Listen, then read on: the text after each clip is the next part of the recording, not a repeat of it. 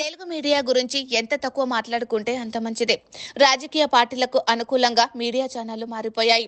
తెలుగుదేశం పార్టీకి అనుకూలంగా yellow media, వైసీపీకి అనుకూలంగా బ్లూ మీడియా, అవసరాలకు తగ్గట్టు తటస్థ మీడియా, ఇలా వర్గాల వారీగా విడిపోయి ఏపీ రాజకీయాల్లో శాపంగా మారిపోయాయి ఈ మీడియా ఛానళ్లు. తెలుగుదేశం పార్టీ బ్లూ మీడియాగా పిలిచే సాక్షి, టీవీ9, ఎన్టీవీలను నిషేధించింది. అటు YCP ETV, ABN Andhra Jyothi, TV five, Maha TV న్యూస్లను నిషేధించింది. అయితే ఇప్పుడు ఎన్నికల ముంగట తాము అభిమానించే పార్టీలను పైకి లేపడానికి ఈ మీడియాలు ప్రయత్నిస్తుండడం విశేషం. ప్రస్తుతం ఏపీలో టాప్ మీడియాగా ఎన్టీవీ ఉంది.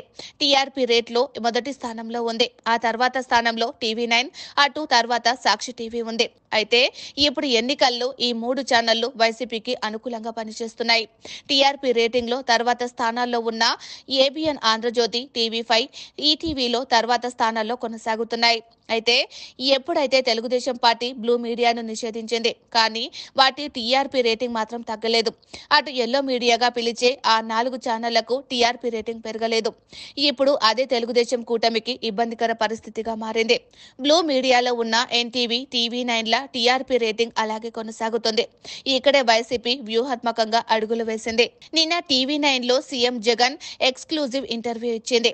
రజనీకాంత్ రావు ప్రత్యేక ఇంటర్వ్యూ చేశారు. ఇది ప్రజల్లోకి బలంగా వెళ్లినట్లు వైసీపీ చెబుతోంది. ప్రజలకు జగన్ పట్ల విశ్వాసం ఉంది కాబట్టి ఆ ఇంటర్వ్యూ వ్యూవర్షిప్ గణనీయంగా పెరిగిందని వైసీపీ శ్రేణులు ప్రచారం చేసుకుంటున్నాయి. రికార్డెడ్ ఇంటర్వ్యూలతో పాటు లైవ్ ఇంటర్వ్యూలను ఒకే సమయంలో 90,000 మంది చూశారని వైసీపీ సోషల్ మీడియాలో వైరల్ అవుతోంది. మరోవైపు బిగ్ డిబేట్ పేరిట ఏబిఎన్ ఆంధ్రజ్యోతికి చంద్రబాబు ప్రత్యేక ఇంటర్వ్యూ ఇచ్చారు. కానీ దాని వ్యూయర్షిప్ కేవలం 27,000 మాత్రమే ఉంది. దీనినే ఉదాహరణగా తీసుకొని ప్రజల్లో విశ్వసనీయత, నిజాయితీ కలిగిన నాయకులకు ఎప్పుడు గుర్తింపు ఉంటుందని ప్రచారం చేయడం ప్రారంభించారు. చంద్రబాబు ఇంటర్వ్యూని తక్కువ మంది చూడటాన్ని దెప్పిపొడుస్తున్నారు. అయితే టీడీపీ ఆ ఛానళ్లను నిషేధించడం వల్లే ఈ పరిస్థితి దాపరించింది అన్నది విశ్లేషకుల అభిప్రాయం. అయితే సోషల్ మీడియాలో ట్రోల్ అవుతున్నట్లు చంద్రబాబుపై జగన్ రికార్డు అంటూ ప్రచారం అయితే జోరుగా సాగుతోంది.